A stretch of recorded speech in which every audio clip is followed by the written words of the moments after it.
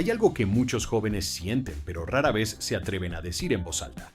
Una especie de vacío que no siempre tiene nombre, pero que aparece cuando terminan el día frente a una pantalla sin haber tenido una conversación real con nadie. Eso es la soledad. Y si alguien pertenece a la generación Z, es decir, si nació entre 1997 y 2012, es muy probable que sepa exactamente de qué se trata. Los datos son contundentes y, francamente, bastante perturbadores. Estudios recientes indican que el 73% de los jóvenes de la generación Z han reportado sentirse solos en algún momento de sus vidas. Más de 1 de cada 5 afirma no tener ningún amigo cercano o significativo. Y el problema no se queda solo en las amistades.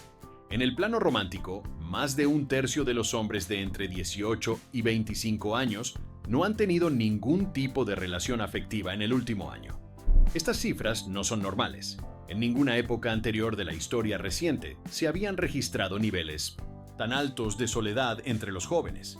Cuando los jóvenes de esta generación comparten estas experiencias con personas mayores, la respuesta suele ser la misma: deja el teléfono y sal a socializar.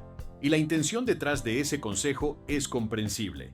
Pero el problema es que esa respuesta asume que afuera hay algo esperando a esos jóvenes. Y la realidad es que ese afuera, para la generación de hoy, prácticamente ha desaparecido. Basta con pensarlo un momento. ¿A dónde va un joven cuando quiere salir y conocer gente de su edad? Si vive en una ciudad grande, quizás tenga opciones. Pero si vive en una ciudad mediana o pequeña, las posibilidades se reducen drásticamente. Un bar tal vez, una discoteca si hay suerte. El problema con esos lugares es evidente. Hay música a todo volumen. El ambiente gira en torno al alcohol. Y a menos que se sea extremadamente extrovertido o se tenga una personalidad arrolladora, hacer conexiones genuinas en ese entorno resulta tremendamente difícil. No son espacios diseñados para conocer personas, son espacios diseñados para consumir. Y aquí es donde entra un concepto clave para entender todo esto: los terceros lugares.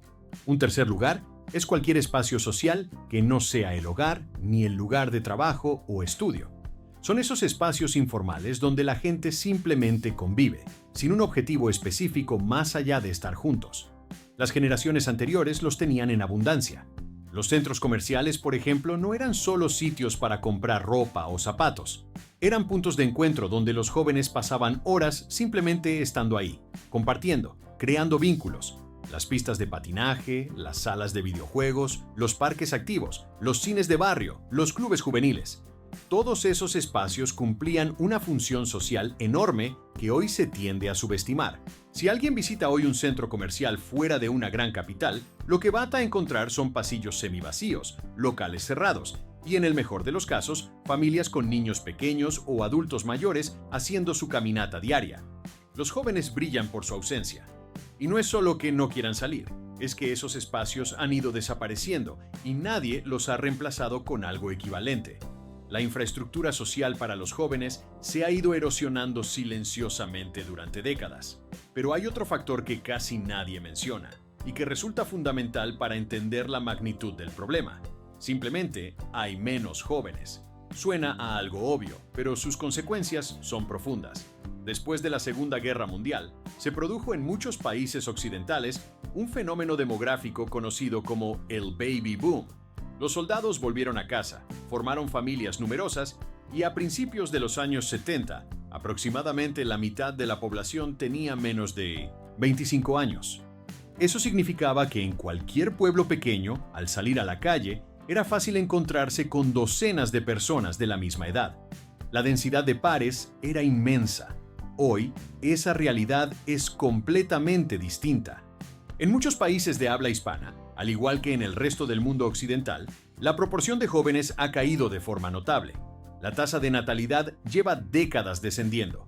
Las familias tienen menos hijos, las redes familiares se han vuelto más pequeñas, y los jóvenes crecen con menos hermanos, menos primos, menos personas de su misma edad con quienes desarrollar sus habilidades sociales de forma natural y segura.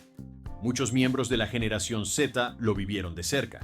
Crecieron prácticamente como hijos únicos durante varios años, con familias extendidas lejos, sin esa constelación de primos, tíos cercanos y vecinos de toda la vida que sí tuvieron generaciones anteriores.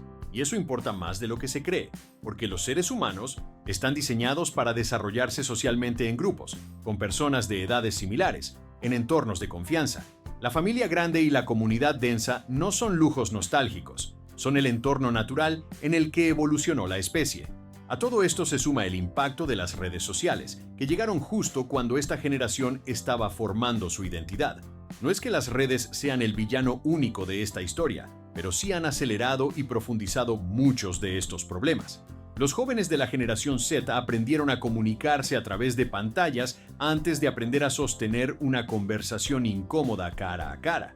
Aprendieron a presentar versiones editadas de sí mismos antes de aprender a mostrarse tal como son. Y eso tiene un costo enorme en la capacidad de construir relaciones reales, con toda la vulnerabilidad y el esfuerzo que eso implica. El resultado de todo esto, la combinación de la falta de espacios de encuentro, el declive demográfico de los jóvenes y el impacto de la vida digital, es que la generación Z ostenta los índices más altos de soledad, ansiedad y depresión jamás registrados entre jóvenes en la historia moderna. No es exageración, es lo que muestran los estudios una y otra vez. ¿Y entonces qué pueden hacer los jóvenes de esta generación? Porque mirar los números y quedarse paralizado no sirve de nada. Lo primero es ser honestos sobre el uso que se le da a la tecnología. No se trata de tirar el teléfono al río, se trata de usarlo de otra manera. En lugar de consumir contenido de forma pasiva durante horas, puede usarse para encontrar o construir comunidades que deriven en encuentros reales. Grupos de senderismo, clubes de lectura, comunidades de creadores, equipos de deporte amateur. La herramienta no es el problema es cómo se está usando. Lo segundo es perder el miedo a proponer. La generación Z tiene una tendencia a esperar que las cosas sucedan solas, a no querer parecer desesperada o extraña por querer conectar con otros.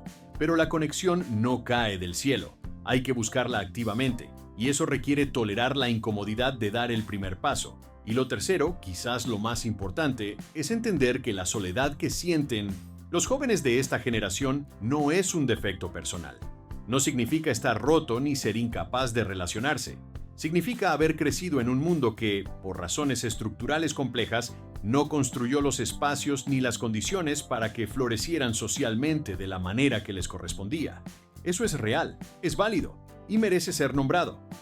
La soledad de la generación Z no es un capricho, ni una moda, ni el resultado de ser demasiado sensibles. Es la consecuencia lógica de décadas de cambios profundos en cómo se vive, cuántos jóvenes hay y dónde se encuentran. Pero también es algo que, con conciencia y con esfuerzo, puede empezar a cambiar, al menos en la vida de cada uno, al menos hoy. Nos vemos en el siguiente video.